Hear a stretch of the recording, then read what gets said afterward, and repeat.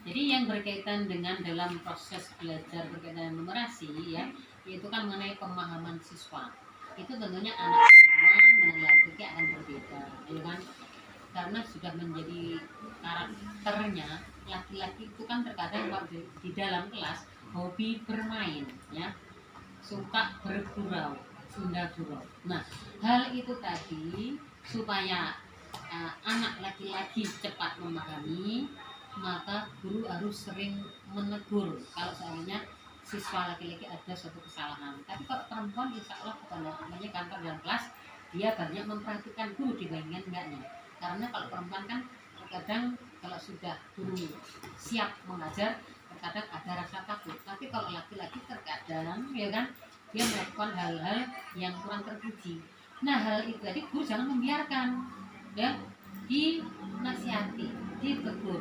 Kenapa kalian hari ini belum bisa siap untuk melaksanakan kegiatan proses pembelajaran? Ya kan mungkin ada beberapa faktor tadi, ya.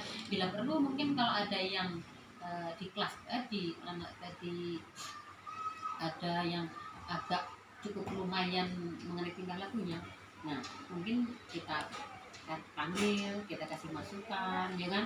Nah, pentingnya akan proses belajar mengajar tadi, ya kan. Eh, supaya anak tadi nanti kalau pas guru masuk sudah siap untuk melakukan proses belajar ya itu lanjut ya. Itu terima kasih untuk yang masalah pedagogik, literasi dan numerasi itu ya. Nah, kemudian poin berikutnya itu untuk siswa yang berkebutuhan khusus, terutama terkadang kita menemukan di kelas ini ya. Di kelas ada yang anak itu pada saat pelajaran ternyata kita suruh membaca lah, contohnya kita suruh membaca, ternyata pas disuruh membaca dia masih mengeja, ternyata agak terlambat. Nah itu untuk supaya terkadang akhir ujung-ujungnya kan akhirnya dia agak tertinggal dari teman-temannya. Nah untuk menyikapi itu seperti apa kira-kira? Ya, jadi di sekolah ini juga menyediakan yang namanya perpustakaan, ya kan? Jadi gunanya perpustakaan tadi yaitu di situ anak diharuskan untuk atau diwajibkan untuk kalau mungkin gurunya pas pelajaran bahasa Indonesia dan lain sebagainya itu kan diarahkan ke perpustakaan, ya kan.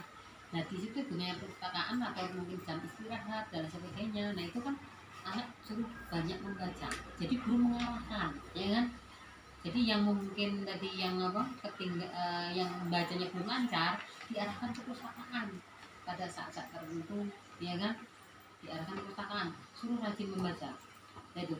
Nah di sini membaca itu juga harus didampingi oleh guru, ya kan, perlu pendampingan. Jadi makanya kalau insya Allah kalau anak tadi selalu didampingi oleh guru, kan di perpustakaan juga ada petugas perpustakaan, ya kan. Nah kita boleh menceritakan ke petugas perpustakaan. Nah nanti kalau didampingi, insya Allah anak tadi lama-lama akan lancar membaca. Jadi harus didampingin terus ya, sampai dia mampu nanti. Kemudian untuk yang pembelajaran berdiferensiasi, berkesinambungan, Bu. Kendala yang dialami guru ini pembelajaran berdiferensiasi ini tidak berjalan di kelas. Gitu. Jadi bagaimana solusinya? Guru harus membuat beberapa materi atau media kah untuk menyikapi tersebut, untuk mengetahui karakter siswa. Ya. Jadi ini berkaitan dengan proses pembelajaran di kelas, ya, yang terkadang tidak bisa berjalan dengan normal, ya. Apalagi mungkin jadi materi tadi Pak Edwin IPA, ya. Kita lihat dulu materi hari ini apa, ya. Kalau berkaitan perlu adanya alat untuk alat, maksudnya media, ya, media yang digunakan. Contohnya saat ini kan IPA berkaitan dengan kalau kelas 7 berkaitan pelajaran apa Pak IPA-nya yang dengan kelas 7 biasanya yang praktek itu. Yang praktek kalau sekarang ini metode ilmiah, jadi harus menyiapkan apa yang harus diteliti pertama itu. Kemudian kalau selanjutnya yang berikutnya itu tentang apa namanya itu eh, alat ukur baku dan tak baku. Jadi kita menyiapkan yang baku seperti Bahan apa, baku, yang tidak baku seperti apa, gitu. Prakteknya. Nah itu salah satunya Pak itu sudah berbicarakan sebelumnya.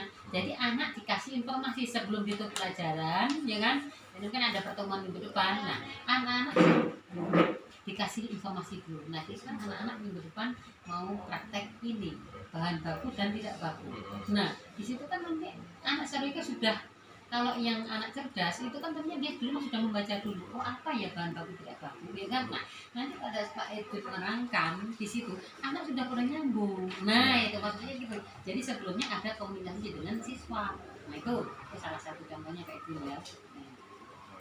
Lanjut Bu ya.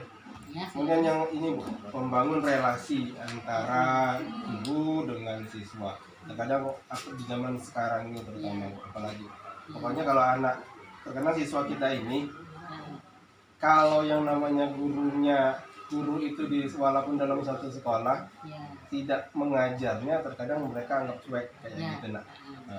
Jadi menanggapi hal itu seperti apa? Kalau dia hanya menganggap gurunya itu, kalau gurunya yang masuk kelas, yang nggak masuk kelas mereka kadang ya kalau ketemu aja terkadang nggak mau salaman, kadang mau nyapa gitu. Jadi di sini Pak Edwin ya, ini pengalaman awal tahun pelajaran ini kami masuk kelas 7 ya. Ini pengalaman nyata. Pada awal itu anak tuh pertama sudah dikasih masukan bahwa kalau ketemu guru itu jangan halo, ya kan? Itu kan nggak bagus halo, ya kan? Karena kita siswa madrasah, kalau ketemu selalu bersalaman, dicium tangan nih, gurunya dicium. Nah, itu insya Allah dengan cium tangan, ilmu yang dikasihkan guru walaupun hanya sedikit itu akan bermanfaat dan barokah. Insya Allah itu bisa. Nyatanya kemarin saya hari kedua anak ketemu saya itu nggak ada yang nggak nyium semua. Nah berarti kan sudah masuk di kepala anak. Nah berarti saya pengen dapat ilmu ya supaya barokah bermanfaat. Berarti cium guru nih. Nah itu kebiasaan kita. Mungkin kalau dicontoh oleh seluruh guru, insya Allah anak tadi akan perfect seperti itu, ya kan? Nah itu. Jadi sebelum mulai pelajaran kita kasih masukan ke anak seperti itu, ya. Pulang sekolah pun kan insya Allah sekarang corona sudah mulai mereda, ya kan? Pulang sekolah supaya sampai rumah selamat, guru salaman guru terhadap siswa, ya kan? Nah dengan kebiasaan tadi insya Allah guru itu akan menghormati, jadi tidak menganggap sepele, ya kan? Nah itu salah satunya kayak gitu ya. Nah ini itu dengan siswanya, Ya. Kemudian ada lagi dengan hubungan antara guru dengan orang tua.